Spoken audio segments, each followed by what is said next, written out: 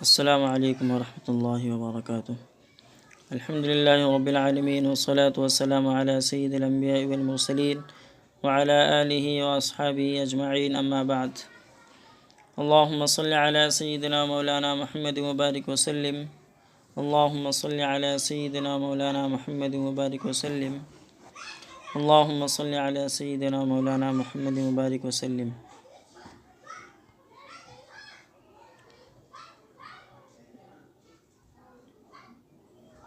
دسواں پارہ سورہ توبہ شروع ہو رہی ہے۔ یہ سورت نمبر 9 ہے۔ اس سورت میں 129 آیتیں ہیں۔ سورت مدینہ میں اتری ہے۔ اس میں رکوع 16 ہے۔ سورہ توبہ، اس سورت میں جنگ تبوک جو سن 9 ہجری میں پیش آئی تھی، یعنی ہجرت کے 9ویں سال میں پیش آئی۔ اس صورت میں جنگ تبوک سے پیچھے رہ جانے والے مسلمانوں کی توبہ قبول کیے جانے کا ذکر ہے کہ ان کی توبہ قبول ہو گئی، اس لیے اس صورت کو سورہ توبہ کا نام دیا گیا۔ اسی طرح اس صورت کے شروع ہی میں مشرکین یعنی شرک کرنے والوں سے براءت کا اظہار کیا گیا کہ شرک کرنے والے سے اللہ اور اس کا رسول بری ہے، تو اسی مناسبت سے اس کا نام سورہ براءت بھی ہے۔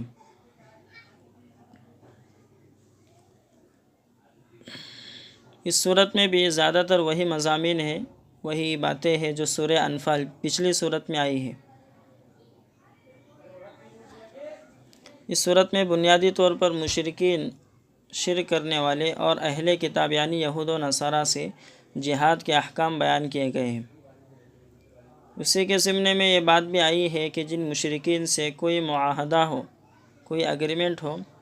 اور وہ اس اگریمنٹ پر قائم رہے تو ان سے اگریمنٹ باقی رہے گا، لیکن دوسرے مشرکین کو 4 مہینے کے بعد کہ جن سے اگریمنٹ نہیں، ایسے مشرکین کو 4 مہینے کے بعد عرب میں رہنے کی اجازت نہیں ہوں گی، کیونکہ عرب، جزیرۃ العرب یہ توحید کا مرکز ہے، اور کوئی ملک اپنے دارالخلافہ میں دشمنوں کے رہنے کا کوئی بندوبست نہیں کرتا، اور یہ مشرکین اسلام کے اور توحید کے مرکز مدینہ اور مکہ کے یہ دشمن ہے۔ اس لیے حکم دیا گیا کہ مشرکین کو مسجد حرام میں داخل ہونے اور حج میں شریک ہونے کی اجازت نہیں۔ اہل کتاب کے سلسلے میں یہود و نصارہ کے بارے میں جزیے کا حکم دیا گیا۔ جزیہ یعنی ٹیکس، اس کا ان سے لینے کا حکم دیا گیا، اور دین کے تمام شعبوں کی رعایت کرتے ہوئے ہدایت دی گئی ہے کہ اگرچہ جہاد فرض ہے لیکن دین کا علم حاصل کرنا کچھ کم بڑا فریضہ نہیں۔ جہاد اگرچہ فرض ہے لیکن دین کا علم حاصل کرنا بھی بڑا فریضہ ہے۔ اس لیے ایک جماعت ایسی بھی ہونی چاہیے جو علم دین کے حاصل کرنے اور پہنچانے کے لیے یکسو رہے اور خاص اسی کام کے لیے رہے۔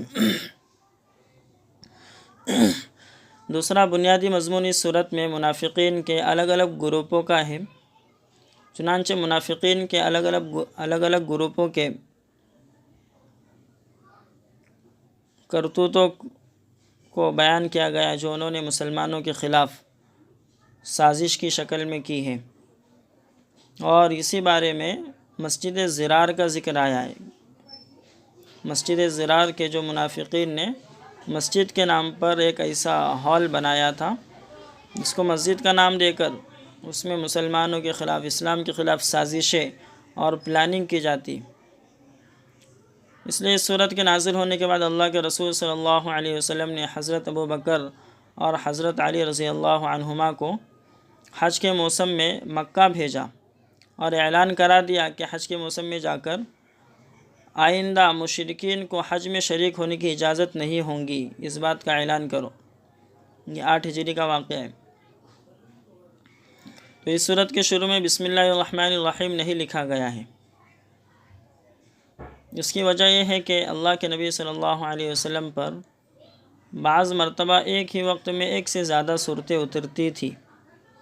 جب ایک صورت مکمل ہوتی تھی اور دوسری صورت کو اس کے بعد رکھا جاتا تو بسم اللہ الرحمن الرحیم کی آیت بھی اترتی تھی، یعنی اللہ کی جانب سے ایک صورت اترنے کے بعد دوسری صورت میں بسم اللہ الرحمن الرحیم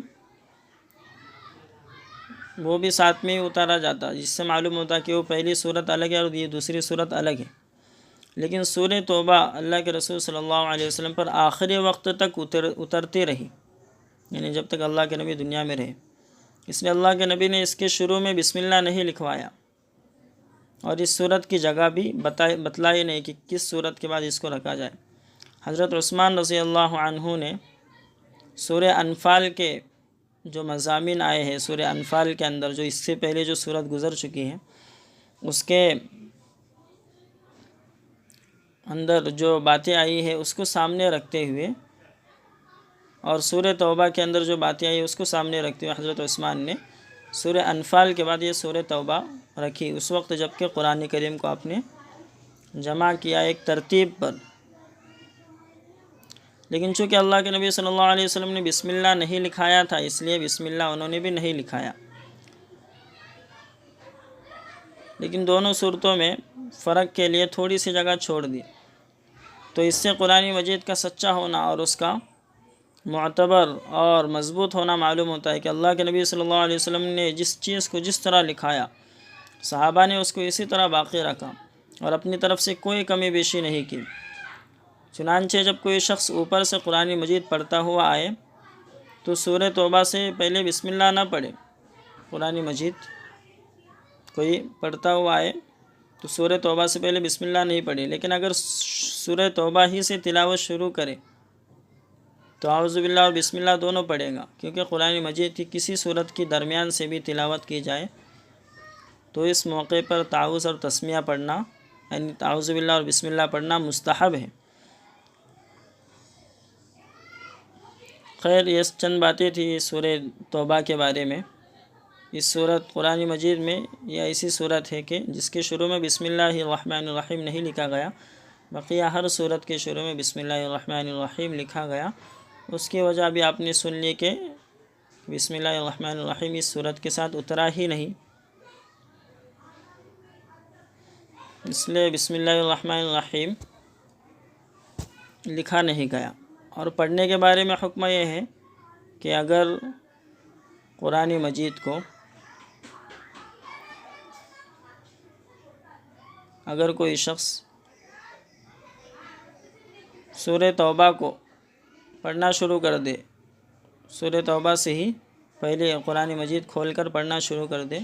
تو اعوذ باللہ اور بسم اللہ دونوں پڑھے گا، اس لیے کہ قرآن مجید کو پڑھنے سے پہلے اعوذ باللہ اور بسم اللہ پڑھنا یہ افضل عمل ہے۔ لیکن اگر کوئی پیچھے سے قرآن مجید پڑھ رہا ہے ایک لائن سے اور پڑھتے پڑھتے سورہ توبہ آ گئی تلاوت کے درمیان میں، تو اس وقت میں بسم اللہ الرحمن الرحیم نہیں پڑھے گا، یہ حکم ہے۔ خیر، آگے پہلے آیت میں بیان فرمایا براءۃ من اللہ ورسولہ الی الذین عاہدتم من المشرکین، مسلمانوں جن مشرکوں سے تم نے معاہدہ کر رکھا ہے ان سے اللہ اور اس کے رسول کی طرف سے دستبرداری کا اعلان کیا جاتا ہے، ان سے اللہ اور اس کے رسول کی طرف سے براءت کا اعلان کیا جاتا ہے۔ فسیحوا فی الارض اربعۃ اشہر واعلموا انکم غیر معجز اللہ وان اللہ مخزی الکافرین، اے ایمان نہ لانے والو، اس ملک میں 4 مہینے تک گھوم پھر لو، یعنی جزیرۃ العرب میں 4 مہینے تک، اور جان لو کہ تم اللہ کو عاجز نہیں کر سکتے، کمزور نہیں کر سکتے۔ وَأَنَّ اللَّهَ مُخْزِي الْكَافِرِينَ، اور یقیناً اللہ کفر کرنے والوں کو رسوا کر کے رہیں گے۔ تفسیر ہے کہ ہجرت کے 6 سال حدیبیہ کی جگہ پر مکہ کے مشرکین سے 10 سال کی مدت کے لیے صلح پر ایگریمنٹ ہوا تھا کہ 10 سال تک کوئی جنگ نہیں ہوں گی، یہ ہجرت کے 6 سال سن 6 ہجری میں حدیبیہ نامی جگہ پر ہوا تھا۔ پھر اس ایگریمنٹ میں مسلمانوں کی طرف سے بنو خزاعہ اور مکہ والوں کی طرف سے بنو بکر، یہ قبیلے ہیں، یہ بھی شامل ہو گئے۔ یہ دونوں قبیلے ابھی ایمان نہیں لائے تھے۔ اس کے بعد مختلف دوسرے قبائل کے ساتھ بھی اللہ کے نبی صلی اللہ علیہ وسلم نے صلح پر ایگریمنٹ کیے۔ بعض قبیلوں کے ساتھ اتنے سالوں تک کہ جنگ نہیں ہوں گی، اور بعض قبیلوں سے بغیر سال کو بتائے ایگریمنٹ ہوا، صلح پر معاہدہ ہوا، لیکن مکہ والوں اور بنو بکر نے اپنے وعدے کو پورا نہیں کیا۔ مدینہ میں یہودیوں سے بھی مسلمان بار بار دھوکہ کھا چکے تھے۔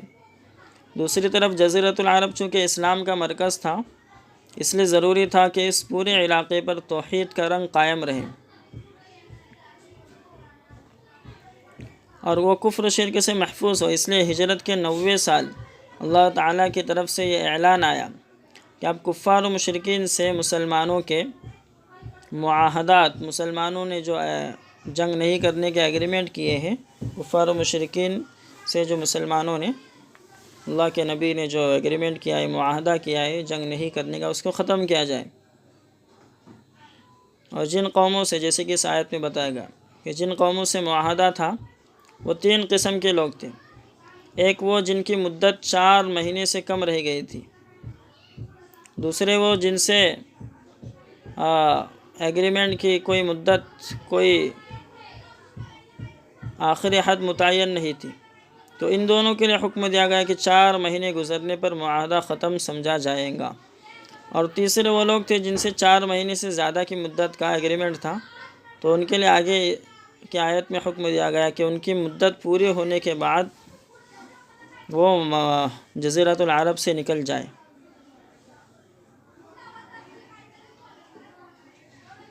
ہجرت کے 90 سال حج کے موقع پر اللہ کے رسول صلی اللہ علیہ وسلم نے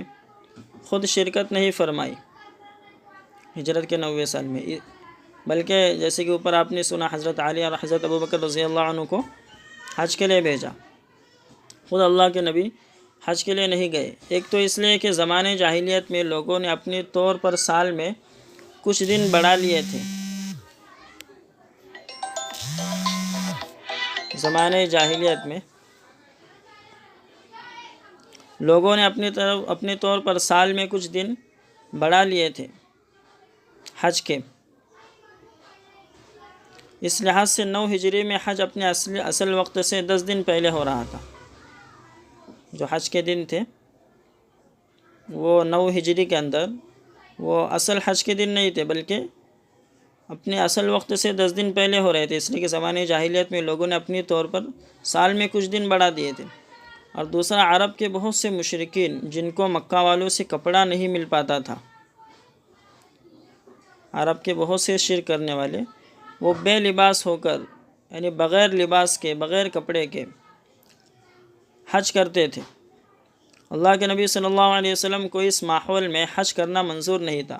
اس نے اللہ کے نبی نے حضرت ابوبکر رضی اللہ عنہ کو حج کا امیر بنایا اور حضرت علی رضی اللہ عنہ کو اپنا نمائندہ۔ اس حج میں حضرت ابوبکر رضی اللہ عنہ نے 8 ذی الحجہ اور 9 ذی الحجہ اور 10 ذی الحجہ، اسی طرح 11، 12 ذی الحجہ، یعنی 8 ذی الحجہ سے لے کر 12 ذی الحجہ تک حضرت ابوبکر رضی اللہ عنہ نے حج کے خطبات دیے، اور ہر خطبے کے بعد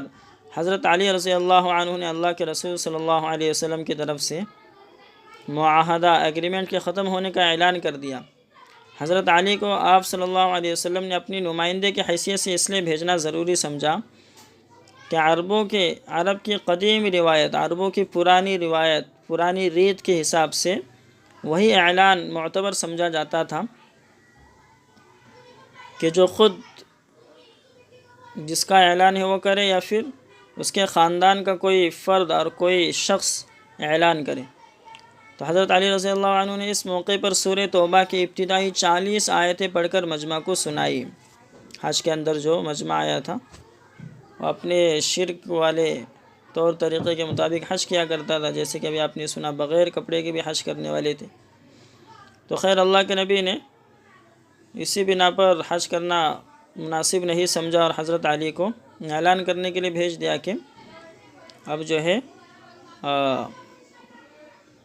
کوئی 4 مہینے کے اندر 4 مہینے کے بعد کوئی مشرک جزیرۃ العرب میں نہ دکھے، مکہ میں نہ دکھے۔ تو اس سلسلے میں چند باتیں یاد رکھنے کی ضرورت ہے۔ وہ یہ کہ یہ اعلان مشرکین کے لیے تھا، شرک کرنے والوں کے لیے تھا، اہل کتاب کے لیے نہیں تھا، یہود و نصارہ کے لیے نہیں تھا۔ دوسرا، یہ اعلان جزیرۃ العرب کے لیے تھا، عرب کنٹری کے لیے تھا، اس کے باہر کے لیے نہیں تھا۔ چنانچہ اس اعلان کے بعد اللہ کے نبی صلی اللہ علیہ وسلم کے زمانے میں اور خلافت راشدہ حضرت ابوبکر صدیق رضی اللہ عنہ اور حضرت عمر، حضرت عثمان، حضرت علی، یہ خلافت راشدہ، ان کے زمانے کو خلافت راشدہ کہتے ہیں۔ تو ان کی خلافت کے موقع پر بھی جزیرۃ العرب کے باہر کے مشرکین سے ایگریمنٹ کیے گئے۔ اس لیے آیت غیر مسلموں سے امن کے معاہدے کو روکتی نہیں ہے۔ تیسرا، معاہدے سے، ایگریمنٹ سے جو برات کا مقصد یہ تھا کہ مشرکین جزیرۃ العرب کو اپنا وطن نہیں بنا سکتے اور مستقل طور پر نہیں رہ سکتے، ان کے آنے جانے پر پابندی نہیں تھی۔ یہ پورے جزیرۃ العرب کی بات ہے، لیکن وہ حرم کے اندر غیر مسلم آ سکتے ہیں یا نہیں آ سکتے، تو اس کے بارے میں بتایا کہ ان کو بالکل بھی حرم کے حدود کے اندر آنے کی اجازت نہیں ہے۔ تو یہ چند باتیں تھیں جس کو سمجھنا ضروری ہے کہ اللہ کے نبی صلی اللہ علیہ وسلم نے یہ جو کہا کہ اب 4 مہینے کے بعد میں یہاں پر جزیرۃ العرب میں رہنے کی اجازت نہیں ہے، تو آنے جانے کی اجازت پر پابندی نہیں تھی، صرف رہنے پر پابندی تھی۔ اسی طرح آنا جانا بھی حرم کے حدود کے اندر نہیں بلکہ حرم کے حدود سے باہر، اس لیے کہ غیر مسلموں کو حرم کے حدود میں آنے کی بالکل اجازت نہیں ہے۔ اسی حکم کی بنا پر آج تک یہ حرم کے حدود میں غیر مسلموں کو آنے پر پابندی لگائی جاتی ہے۔ پھر آگے فرمایا وَأَذَانٌ مِّنَ اللَّهِ وَرَسُولِهِ إِلَى النَّاسِ يَوْمَ الْحَجِّ الْأَكْبَرِ أَنَّ اللَّهَ بَرِيءٌ مِّنَ الْمُشْرِكِينَ وَرَسُولُهُ۔ بڑے حج کے دن اللہ اور اس کے رسول کی طرف سے اعلان ہے کہ اللہ اور اس کا رسول شرک کرنے والوں سے بے تعلق ہے۔ فَإِن يَتُبْتُمْ فَهُوَ خَيْرٌ لَكُمْ، اس لیے اگر تم توبہ کر لو تو یہ تمہارے ہی حق میں بہتر ہے۔ وَإِن تَوَلَّيْتُمْ فَاعْلَمُوا أَنَّكُمْ غَيْرُ مُعْجِزِ اللَّهِ، اور اگر تم نہ مانو گے تو جان لو کہ تم اللہ کو عاجز نہیں کر سکتے۔ وَبَشِّرِ الَّذِينَ كَفَرُوا بِعَذَابٍ أَلِيمٍ، اور کفر کرنے والوں کو دردناک عذاب کی خوشخبری سنا دیجیے۔ تفسیر یہ کہ جو کہا گیا آیت کے اندر کہ بڑے حج کے دن، تو بڑے حج کے دن اللہ اور اس کے رسول کی طرف سے اعلان ہے۔ کیا اعلان ہے؟ کہ اللہ اور اس کا رسول شرک کرنے والوں سے بے تعلق ہے۔ تو اب بڑا حج سے کون سا حج یا حج کے دنوں میں سے کون سا دن مراد ہے؟ تو اس میں 2 الگ الگ طرح کی باتیں پائی جاتی ہیں۔ پہلی بات یہ ہے کہ حج اکبر، بڑے حج سے مراد یہ ہے کہ بڑے حج کا مطلب ہے عرفہ کا دن جو 9 ذی الحجہ کو ہوتا ہے، یعنی عید بقرعید سے 1 دن پہلے عرفہ کا دن 9 ذی الحجہ، کیونکہ عرفہ کے اندر، عرفات کے میدان میں عرفہ کے دن میں کھڑے رہنا یہ حج کا بڑا رکن ہے۔ حضرت عمر، حضرت عثمان، حضرت عبداللہ بن عباس، امام ابو حنیفہ، امام شافعی وغیرہ یہی فرماتے ہیں کہ بڑے حج سے مراد عرفہ کا دن ہے، اور دوسری رائے یہ ہے کہ اس سے 10 ذی الحجہ مراد ہے۔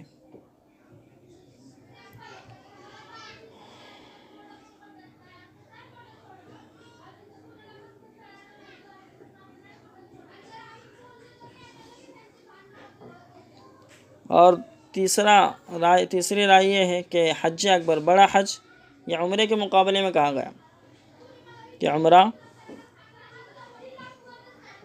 یہ بھی حج ہے لیکن چھوٹا حج، اور حج اس کو عمرے کے مقابلے میں، بڑے حج کو بڑا حج عمرے کے مقابلے میں کہا گیا۔ تو گویا عمرہ چھوٹا حج ہے۔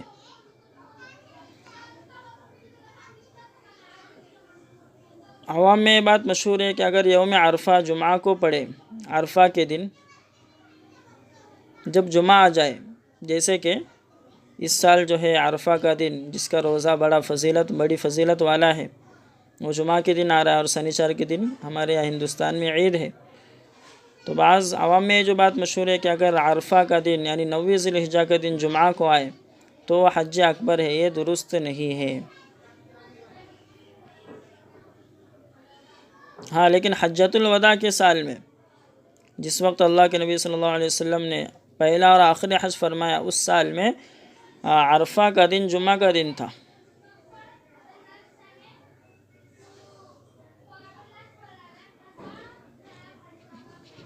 تو خیر، عرفہ کے روزے کی بھی بڑی فضیلت ہے کہ جیسے کہ ایک سال پچھلے اور ایک سال آئندہ کے گناہ معاف ہو جاتے ہیں، اور جمعہ کے دن وہ روزہ آنے والا ہے، یہ آنے والا جمعہ، اس لیے اس کے روزے رکھنے کی بھی ہم کوشش کریں اور فضیلت کو حاصل کریں۔ صرف ایک دن کا روزہ ہوتا ہے۔ تو خیر، یہ بات یہ تفسیر کے اندر آ گئی تھی کہ اللہ تعالیٰ نے جو اعلان کیا بڑے حج کے دن، تو بڑے حج کا مطلب جو ہے جیسے آپ کو بتایا گیا کہ عمرہ نہیں بلکہ حج، اور عمرہ چھوٹا حج۔ تو بڑے حج کے دن اللہ کے جانب سے اعلان ہوا کہ اللہ تعالیٰ شرک کرنے والوں سے اور اللہ کا رسول شرک کرنے والوں سے بری ہے۔ لیکن پھر آگے فرمایا کہ اگر وہ توبہ کریں تو ان کے لیے معافی کے دروازے کھلے ہیں، اور کافر اور مشرکین سے بے تعلق ہونے کا مطلب یہ ہے کہ ان کے ساتھ کوئی سیاسی معاہدہ نہیں ہوگا، کوئی سیاسی ایگریمنٹ نہیں ہوگا، ورنہ تو دنیا میں رحمت کا تعلق جو ہے اللہ اور اس کے رسول کا ہر مخلوق کے ساتھ ہے۔ اسی رحمت کے تقاضے کے تحت انہیں دعوت دی جا رہی ہے کہ وہ کفر شرک سے توبہ کر لیں، یہ ان کے لیے دنیا اور آخرت میں بھلائی کا ذریعہ ہے۔ اگر وہ توبہ نہیں کریں گے تو یاد رکھیں کہ وہ اللہ کے قابو میں ہیں۔ اب اللہ جب چاہے انہیں سزا دے سکتے ہیں، وہ اللہ کو عاجز نہیں کر سکتے۔ اس سے معلوم ہوا کہ مسلمانوں اور غیر مسلموں کے درمیان تعلق کی اصل بنیاد دعوت ہے، دین کی دعوت ہے۔ اس لیے معاہدہ کے ایگریمنٹ کے ختم کیے جانے کا یہ اعلان بھی اسلام کی دعوت کو شامل ہے۔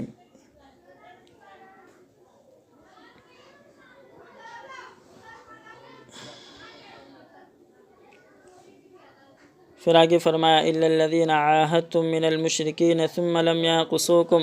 شَيْئًا وَلَمْ يُظَاهِرُوا عَلَيْكُمْ أَحَدًا فَأَتِمُّوا إِلَيْهِمْ عَهْدَهُمْ إِلَى مُدَّتِهِمْ إِنَّ اللَّهَ يُحِبُّ الْمُتَّقِينَ۔ سوائے ان مشرکین کے جن سے تمہارا معاہدہ ہوا ہو، پھر انہوں نے تمہارے ساتھ وعدہ پورا کرنے میں کوئی کوتاہی نہ کی ہو اور نہ تمہارے مقابلے میں کسی کی مدد کی ہو، تو ان سے طے پانے والی مدت تک ان کے ساتھ وعدہ پورا کرو، بے شک اللہ احتیاط کرنے والوں کو پسند کرتے ہیں۔ جس وقت قرآن مجید کا تفسیر ہے کہ جس وقت قرآن مجید کا یہ حکم آیا، اس وقت بعض قبیلوں کی معاہدے کی مدت 9 مہینے باقی تھی، یعنی ان کے 9 مہینے ایگریمنٹ کے باقی تھے، اور ان کی طرف سے کوئی ایگریمنٹ کے خلاف کوئی بات نہیں پیش آئی تھی، یا مسلمانوں کے دشمنوں کی مدد کے تعلق سے بھی ان کی طرف سے کوئی بات ایسی نہیں ہوئی تھی۔ اس لیے اس آیت میں انہی کے بارے میں کہا گیا ہے کہ ایگریمنٹ کی مدت کو پورا کیا جائے۔ تو اس آیت میں اس بات کا اشارہ بھی موجود ہے کہ قرآن نے جن ایگریمنٹ کو ختم کرنے کا اعلان کیا ہے وہ ایک طرفہ نہیں تھا، وہ ایک طرف سے نہیں تھا، بلکہ اسلام کے دشمنوں کی طرف سے وعدہ خلافی کے جو واقعات پیش آئے اور خفیہ طور پر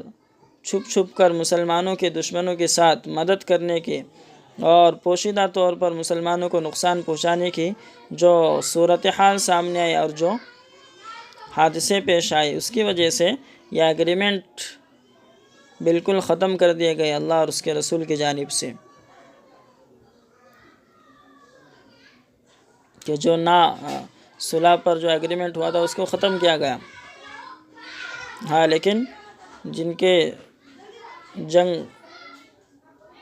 کچھ ایسے قبیلے بھی تھے کہ جن سے کچھ مدت کے لیے کچھ سالوں کے لیے ایگریمنٹ کیے گئے تھے، تو ان کے کچھ مہینے باقی تھے، جیسے کہ بعض قبیلوں کی مدت 9 مہینے، ایگریمنٹ کی مدت 9 مہینے باقی تھی، تو اللہ تعالیٰ نے ان کو تھوڑی سی اور مہلت دے دی کہ 9 مہینے تک ایگریمنٹ پورا کریں، اس کے بعد میں پھر ان کو بھی جزیرۃ العرب میں رہنے کی، مستقل طور پر رہنے کی اجازت نہیں ہوں گی، اس لیے کہ توحید اور اسلام کا مرکز ہے۔ پھر آگے فرمایا آیت نمبر 5 فَإِذَا انْسَلَخَ الْأَشْهُرُ الْحُرُمُ فَاقْتُلُوا الْمُشْرِكِينَ حَيْثُ وَجَدتُّمُوهُمْ وَخُذُوهُمْ وَاحْصُرُوهُمْ وَاقْعُدُوا لَهُمْ كُلَّ مَرْصَدٍ۔ پھر جب حرام مہینے ختم ہو جائے تو مشرکین کو جہاں پاؤ قتل کرو، انہیں گرفتار کرو اور ان کا محاصرہ کرو، یعنی ان کا گھیراؤ کرو، اور ہر طاق کی جگہ میں ان کے لیے بیٹھو۔ فَإِن تَابُوا وَأَقَامُوا الصَّلَاةَ وَآتَوُا الزَّكَاةَ فَخَلُّوا سَبِيلَهُمْ، پھر اگر وہ توبہ کر لے، نماز قائم کرے اور زکوٰۃ ادا کرے تو ان کا راستہ چھوڑ دو۔ ان اللہ غفور الرحیم، یقیناً اللہ بہت معاف کرنے والے اور نہایت مہربان ہے۔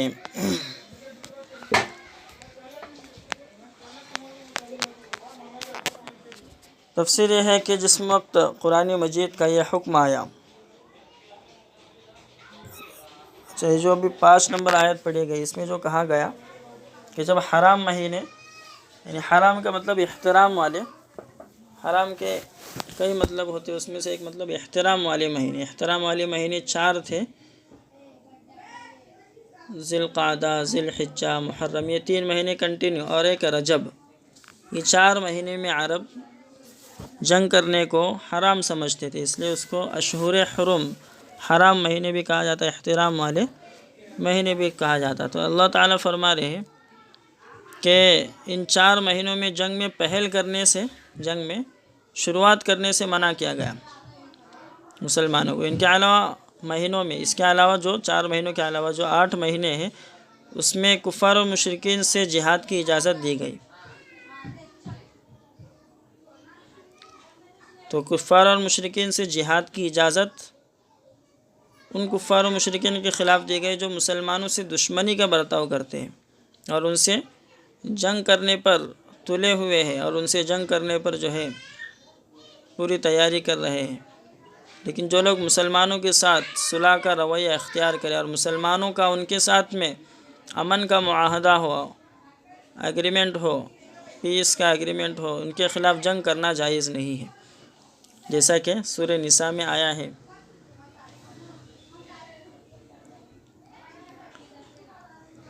تو اس آیت میں جو کہا گیا ہے کہ جہاں بھی پاؤ مشرکین کو قتل کرو، تو اس سے مراد وہ مشرکین ہیں کہ جو مسلمانوں کے خلاف دشمنی پر اتر آئے ہو اور جنگ کی تیاری کر رہے ہو۔ تو ان حرام، ان 4 مہینے، حرمت والے 4 مہینوں کو چھوڑ کر بقیہ مہینوں میں،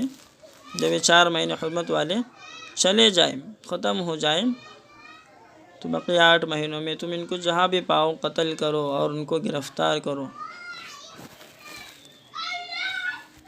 اور جو فرمایا آگے کہ جو لوگ ایمان نہیں لائے،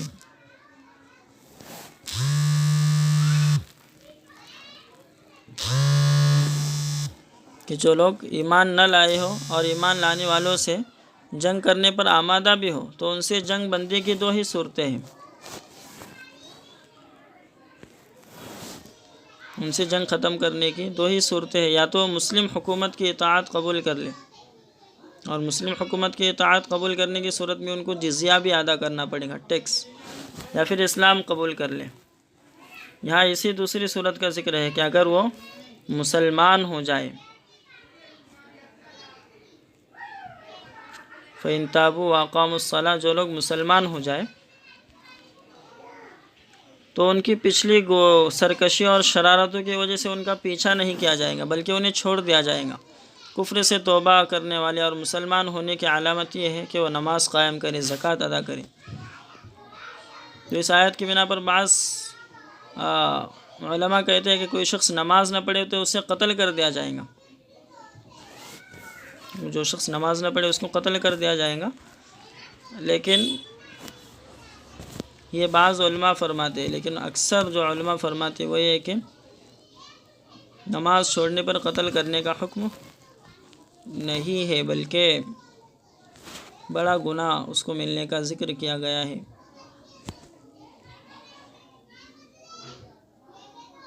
ہاں، لیکن اگر کوئی شخص نماز پڑھنے سے انکار کرے یا زکوٰۃ ادا کرنے سے انکار کرے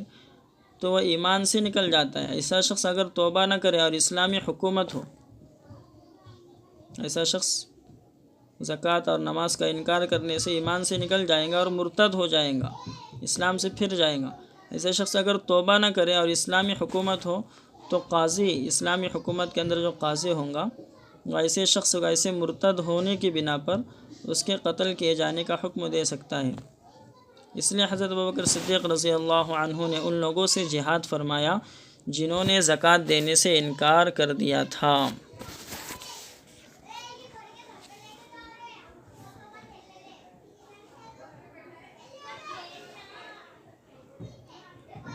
آگے فرمایا وَإِنْ أَحَدٌ مِّنَ الْمُشْرِكِينَ اسْتَجَارَكَ فَأَجِرْهُ حَتَّى يَسْمَعَ كَلَامَ اللَّهِ ثُمَّ أَبْلِغْهُ مَأْمَنَهُ ذَلِكَ بِأَنَّهُمْ قَوْمٌ لَا يَعْلَمُونَ۔ اور اگر مشرکین میں سے کوئی آپ سے پناہ کا طالب ہو، کوئی آپ سے حفاظت کو مانگ رہا ہو تو اسے پناہ دے دے، اسے حفاظت میں لے لے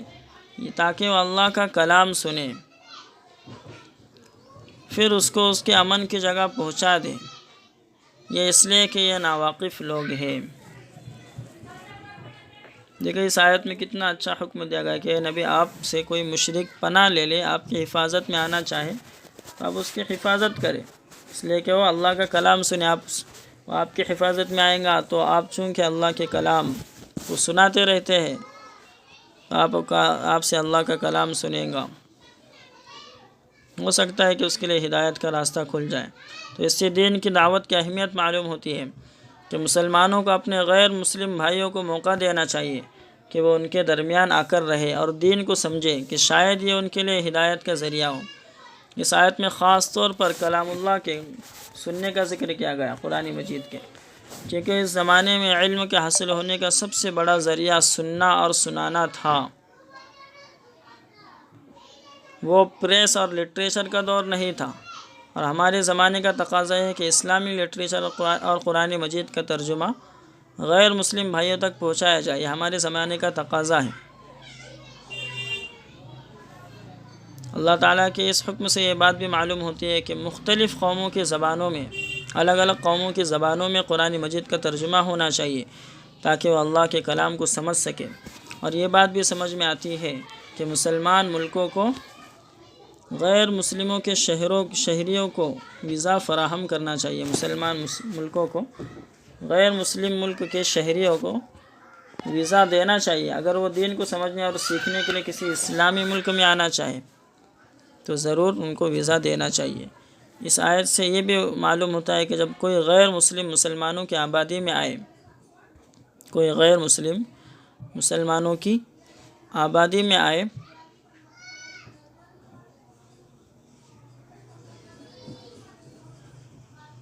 تو اس کی حفاظت کرنا مسلمانوں کی ذمہ داری ہے۔ اور یہ بھی معلوم ہوا کہ اگر کوئی غیر مسلم یا مسلمان کسی دین سے واقف مسلمان سے دین کے بارے میں کوئی بات پوچھے تو اس شخص پر واجب ہے کہ اس پر ضروری ہے کہ اس کی رہنمائی کرے۔ تو بہت سی باتیں اس آیت سے معلوم ہوتی ہے۔ آگے فرمایا کیف یکون للمشرکین عہد عند اللہ وعند رسولہ الا الذین عاہدتم عند المسجد الحرام۔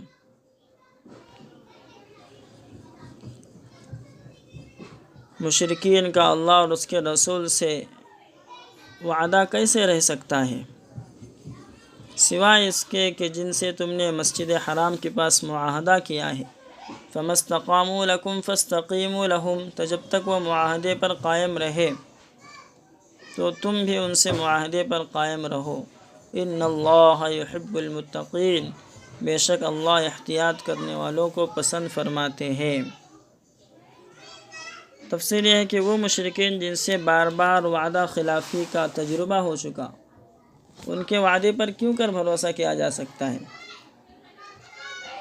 پھر اس کے ساتھ قرآن مجید نے اصول حکم دیا کہ اگر غیر مسلم اپنے وعدے پر قائم رہے تو مسلمانوں کے لیے بھی اپنے وعدے پر قائم رہنا واجب اور ضروری ہے، کیونکہ وعدے کو پورا کرنا دین کی بنیادی تعلیمات میں سے ہے، بلکہ ایمان کی بنیادوں میں سے ہے۔ ایسا یہ حدیث کا مفہوم ہے کہ لا ایمان لمن لا عہد لہ، جس کے اندر وعدے کی پاسداری نہیں اس کے اندر ایمان ہی نہیں۔ خیر اس آیت میں کہا گیا کہ مشرکین سے اللہ اور اس کے رسول ان کے وعدے پر جو انہوں نے جنگ نہیں کرنے کا جو ایگریمنٹ کیا تھا اس پر کیسے بھروسہ کیا جا سکتا ہے، اس لیے کہ بار بار ان کے وعدہ خلافی کے تجربے سامنے آ چکے۔ آگے فرمایا کیف وَإِن يَظْهَرُوا عَلَيْكُمْ لَا يَرْقُبُوا فِيكُمْ إِلًّا وَلَا ذِمَّةً، ان کے وعدے کی کیوں کر رعایت کی جائے، حالانکہ اگر وہ تم پر غلبہ حاصل کر لے تو تم سے نہ رشتہ اور قرابت کا، نہ رشتہ داری کا خیال کرے، نہ وعدے کا۔ يُرْضُونَكُمْ بِأَفْوَاهِهِمْ وَتَأْبَى قُلُوبُهُمْ، وہ اپنی زبانی باتوں سے تو تم کو راضی کر رہے ہیں مگر ان کے دل ان باتوں کو نہیں مانتے۔ وَأَكْثَرُهُمْ فَاسِقُونَ، اور ان میں سے زیادہ تر برے ہی لوگ ہیں۔ تو ایسا پچھلے آیت میں جو کہا گیا کہ مشرکین سے ان کے وعدے کو ختم کیا جائے، تو یہ خیال ہو سکتا تھا کہ مکہ کے مشرکین سے جو وعدہ ہو چکا ان کو ایک طرف سے کیسے ختم کیا جائے۔ اسی کا جواب اس آیت میں دیا گیا ہے کہ مشرکین کے صورتحال یہ ہے کہ ان مشرکین کی صورتحال یہ ہے کہ نہ ان کے نزدیک رشتہ داری کی اہمیت ہے، نہ وعدے کا پاس و لحاظ ہے، یا اگر کچھ امن کی اور کچھ صلح کی بات بھی کرتے ہیں تو اللہ کو معلوم ہے کہ یہ صرف زبان کی حد تک ہے، ان کے دل مسلمانوں کے خلاف بغض و عناد سے، دشمنی سے بھرے ہوئے، اس لیے ان سے معاہدہ باقی رکھنا آستین میں سانپ پالنے کے جیسا ہے، اس لیے ان سے ایگریمنٹ باقی رکھنا آستین میں سانپ پالنے کے جیسا ہے۔ خیر اس آیت میں فرمایا کہ ان کے وعدے کی کیوں کر رعایت کی جائے، حالانکہ اگر وہ تم پر غلبہ حاصل کر لے تو تم سے نہ رشتہ داری کا خیال کرے، نہ وعدے کا پاس و لحاظ کرے، وہ اپنی زبانی باتوں سے تو تم کو راضی کر رہے مگر ان کے دل ان باتوں کو نہیں مانتے۔ پھر آگے فرمایا اشتروا بآیات اللہ ثمنا قلیلا فصدوا عن سبیلہ انہم ساء ما كانوا یعملون۔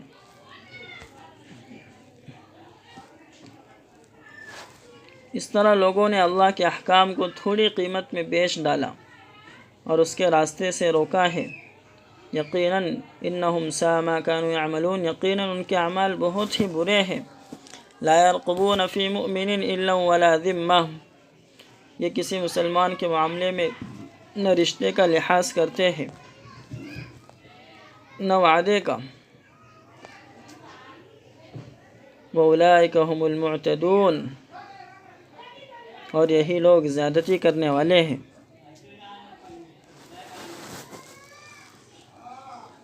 فَإِن تَابُوا وَأَقَامُوا الصَّلَاةَ وَآتَوُا الزَّكَاةَ فَإِخْوَانُكُمْ فِي الدِّينِ وَنُفَصِّلُ الْآيَاتِ لِقَوْمٍ يَعْلَمُونَ، پھر اگر وہ توبہ کر لے، نماز قائم کرے اور زکوٰۃ ادا کرے تو یہ تمہارے دینی بھائی ہو جائیں گے، اور ہم ان لوگوں کے لیے اپنے احکام کو وضاحت سے بیان کر رہے ہیں جو سمجھدار ہیں۔ تفسیر یہ ہے کہ آیت نمبر 9 سے 11 میں اہل کتاب یعنی یہود و نصارہ کا ذکر ہے کہ ان کے پاس اللہ کی کتاب موجود تھی مگر تھوڑے سے دنیاوی مفاد کے لیے، فائدے کے لیے انہوں نے اس کتاب کی تعلیمات کو اپنے پیٹ کے پیچھے ڈال دیا، جن میں ہدایت کی گئی ہے کہ وہ محمد رسول اللہ صلی اللہ علیہ وسلم پر ایمان لے آئے ان کی کتابوں میں، تو ان کا حال بھی شرک کرنے والوں سے کچھ الگ نہیں ہے۔ ان کے یہاں بھی نہ رشتے کا لحاظ ہے، نہ وعدے کی پاسداری ہے، اور ان کے لیے بھی وہی حکم ہے کہ اگر وہ کفر سے توبہ کر لے اور ایمان کے تقاضوں پر عمل کرتے ہوئے نماز اور روزہ اور زکوٰۃ کا اہتمام کرے تو یہ عام مسلمانوں کی طرح ہو جائیں گے اور دنیا اور آخرت کی کامیابی سے سرفراز ہوں گے۔ تو اس آیت میں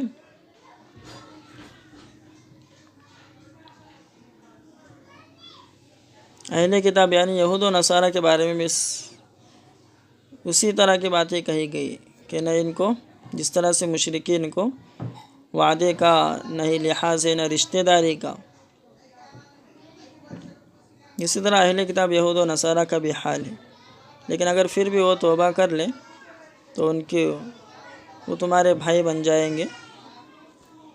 آگے فرمایا وَإِن نَكَثُوا أَيْمَانَهُم مِّن بَعْدِ عَهْدِهِمْ وَطَعَنُوا فِي دِينِكُمْ فَقَاتِلُوا أَئِمَّةَ الْكُفْرِ إِنَّهُمْ لَا أَيْمَانَ لَهُمْ لَعَلَّهُمْ يَنْتَهُونَ۔ اور اگر یہ لوگ وعدہ کرنے کے بعد بھی اپنا وعدہ توڑ دے اور تمہارے دین پر اعتراض کرے تو کفر کے سردار، کفر کے لیڈروں سے جنگ کرو۔ انہم لا ایمان لہم لعلہم ینتہون، ان کی قسموں کا کوئی اعتبار نہیں، ممکن ہے کہ وہ اس طرح وعدہ خلافی سے باز آ جائے۔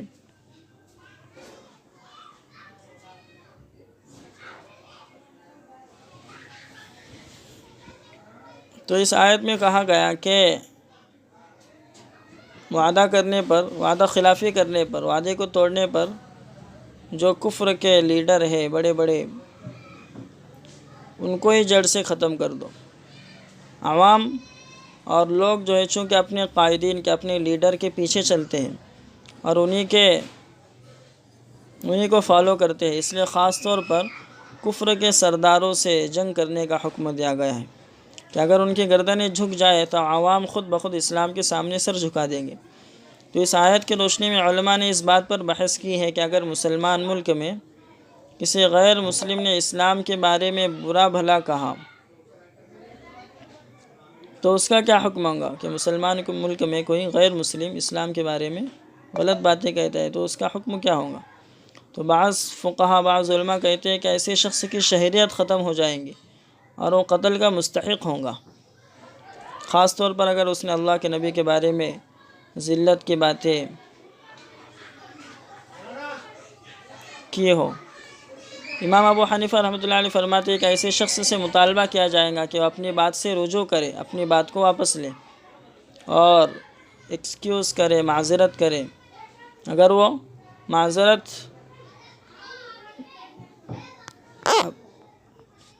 وہ معافی مانگے تو اس کی معافی کو قبول کر دیا جائے، اور اگر اس معافی سے انکار کرے تو پھر اس کو سزا دی جائے، لیکن اس کی شہریت اس وقت تک ختم نہیں ہوں گی اور اس سے جنگ نہیں کی جائیں گی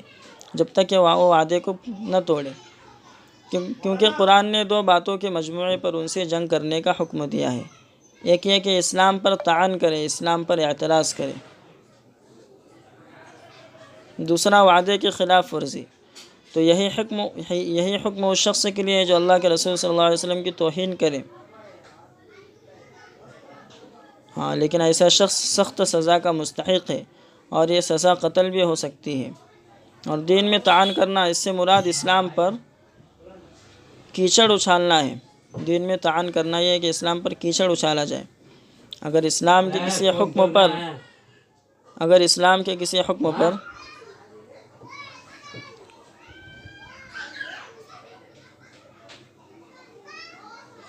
مناسب الفاظ میں تنقید کی جائے اور یہ تنقید اچھے الفاظ میں ہو تو اس سے قتل کا حکم تو نہیں دیا جائے گا، اس کو قتل کرنے کا حکم نہیں دیا جائے گا۔ جیسے کہ اللہ کے رسول صلی اللہ علیہ وسلم کا بنو نجران سے مباحثہ ہوا، ڈیبیٹ ہوئی ایسے نجران کے عیسائیوں سے، تو انہوں نے اسلام پر اعتراضات بھی کیے اور اللہ کے نبی صلی اللہ علیہ وسلم نے ان کو مطمئن کرنے کی کوشش فرمائی۔ تو خیر اس آیت میں کہا گیا کہ کفر کے سرداروں کو قتل کرو، اس لیے کہ تاکہ وہ جو ہے ان کے عوام خود اسلام کے سامنے سر جھکانے پر مجبور ہو جائے۔ پھر آگے فرمایا الا تقاتلون قوما نکثوا ایمانهم وہموا باخراج الرسول وهم بدؤوكم اول مرة اتخشونهم فالله احق ان تخشوه ان كنتم مؤمنين۔ کیا تم ان لوگوں سے جنگ نہیں کرو گے جو خود اپنی قسموں کو توڑ چکے ہیں اور جنہوں نے رسول کو نکال دینے کا ارادہ کر لیا تھا اور انہوں نے خود تم سے چھیڑ خانی میں پہل کی ہے؟ کیا تم ان سے ڈرتے ہو؟ حالانکہ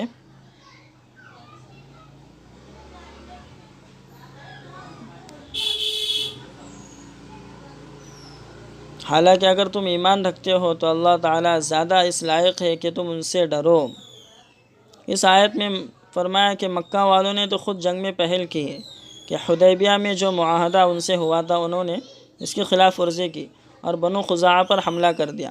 تو ایسے وعدہ خلافی کرنے والے لوگوں سے جنگ کرنے میں سوچ و بچار کیوں ہو رہا ہے کہ جنہوں نے اپنے وعدے کو توڑ ڈالا اور انہوں نے رسول کو بھی مکہ سے نکالنے کی پوری کوشش کی۔ اسی طرح جب انہی کی طرف سے پہل ہوئی ہے تو تمہارا ان سے جہاد کرنا پوری طرح انصاف کے مطابق ہے۔ آگے فرمایا قاتلوہم یعذبہم اللہ بأیدیکم ویخزہم وینصرکم علیہم ویشفی صدور قوم مؤمنین۔ تم کفر کرنے والوں سے جنگ کرو، اللہ ان کو تمہارے ہاتھوں سے عذاب دیں گے اور انہیں رسوا کریں گے، ان کے مقابلے میں تمہاری مدد کریں گے، مسلمانوں کے کلیجے ٹھنڈے کریں گے۔ وَيُذْهِبْ غَيْظَ قُلُوبِهِمْ وَيَتُوبُ اللَّهُ عَلَى مَن يَشَاءُ وَاللَّهُ عَلِيمٌ حَكِيمٌ، اور ان کے دلوں کا غصہ دور کریں گے، نیز اللہ جس کو چاہیں گے توبہ نصیب فرمائیں گے، اور اللہ خوب جاننے والے اور خوب حکمت والے ہیں۔ ام حسبتم ان تتركوا ولما يعلم الله الذين جاهدوا منكم ولم يتخذوا من دون الله ولا رسوله ولا المؤمنين وليجة واللہ خبیر بما تعملون۔ کیا تم خیال کرتے ہو کہ تم یوں ہی چھوڑ دیے جاؤ گے، حالانکہ تم میں سے جن لوگوں نے جہاد کیا اور اللہ اور اس کے رسول اور مسلمانوں کے مقابلے میں کوئی خصوصی دوست نہیں بنایا، اللہ نے عملی اعتبار سے انہیں دیکھا ہی نہیں، اور اللہ تعالیٰ تمہارے سبھی کاموں سے خوب باخبر ہے۔ تفسیر یہ ہے کہ صلح حدیبیہ میں یہ بات طے پائی تھی کہ امن قائم رکھنے اور جنگ نہ کرنے کا یہ معاہدہ مسلمانوں کے اور مکہ والوں کے حلیفوں کو، یعنی ان کے جو ساتھ دینے والے مسلمانوں کا اور مکہ والوں کا ساتھ دینے والے ہیں، مسلمانوں کے درمیان اور مکہ کے مشرکین کے درمیان جو یہ معاہدہ ہوا تھا جنگ نہ کرنے کا، یہ اس ایگریمنٹ میں وہ لوگ بھی آئیں گے جو مسلمانوں کو سپورٹ کر رہے ہیں یا جو مشرکین کو سپورٹ کر رہے ہیں۔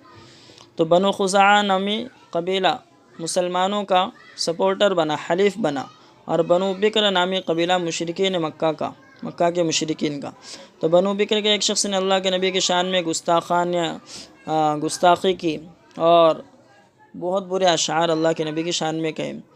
بنو بکر کے ایک شخص نے، جو کہ مکہ کے مشرکین کا حلیف تھا، ان کا سپورٹر تھا، تو بنو خزاعہ کا ایک شخص نے اس کو ایسے اشعار پڑھنے سے منع کیا اور کہا کہ اگر آئندہ ایسا کرے تو میں منہ توڑ جواب دوں گا۔ چنانچہ اس نے دوبارہ بدتمیزی کیا اور اس خزاعی شخص نے اس کے منہ پر مکہ مار دیا، اس کے منہ پر تماشا مار دیا، کہ اس کے نتیجے میں لڑائی بھڑک اٹھی اور بنو خزاعہ کے کچھ لوگ قتل کر دیے گئے۔ آخر عمرو بن سالم خزاعی ایک وفد کے ساتھ اللہ کے نبی کی خدمت میں حاضر ہوئے اور انہیں اطلاع دی۔ اللہ کے نبی نے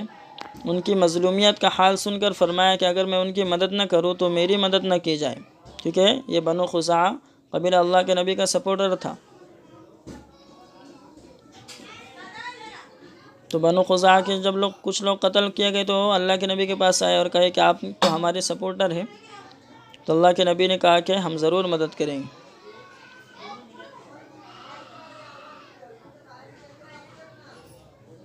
اس آیت میں کہا گیا کہ اللہ تعالیٰ مسلمانوں کی مدد کریں گے، اسلام کے دشمنوں کو رسوا کریں گے، ان مظلوموں کو دل کا سکون حاصل ہوگا اور ان کے غصے کی آگ بھی بجھ جائیں گی۔ اسی طرح دوسری آیت نمبر 16 میں کہا گیا کہ اللہ نے جو اللہ کے راستے میں جہاد کرنے والے، عملی طور پر پریکٹیکلی جہاد کرنے والے ہیں، اللہ نے انہیں دیکھا ہی نہیں ہے۔